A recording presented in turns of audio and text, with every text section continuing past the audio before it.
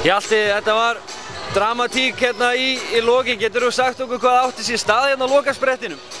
Við tókum leikhlé og áttum að fá boltan hérna við þriggjastaslínuna.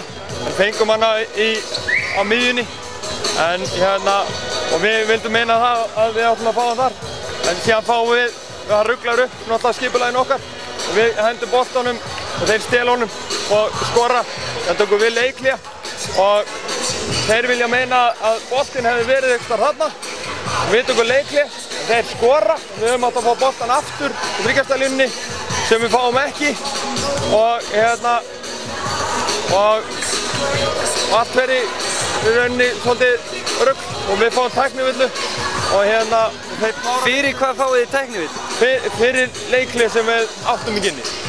Er það tæknivillu sök? Já, það er tæknivillu sök, reyndar.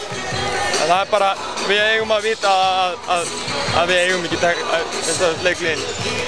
Þetta skýrir þá lokasprettin, en stóri banabitinn kannski hérna í dag eru frákostin eða ekki? Já, þeir taka fleiri sóknarfrákost heldur en við varnarfrákost. Þannig að við vorum í miklu basli með stóru strákana þeirra. Við vorum svolítið staðir líka, þannig að við geta aðeins ýttum meira frá körfunni og stíða betur út. Það vantaði svolítið svona kraftinn í lappirnar að hreyfa okkur.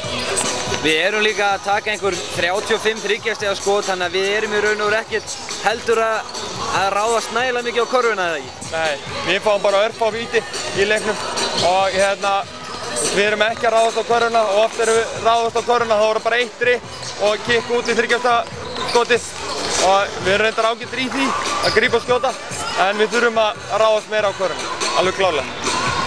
Norðmenn klárlega í fantaformi hérna á mótinu, búin að vinna Ísland og Svía, þannig að þeir ætla sér greinilega mikið. Já, þeir eru með fína leikmenn, þeir eru stórir, tveir mjög stórir hjá þeim og sterkir og síðan erum við 13 sem er lykilleikmaður hjá þeim.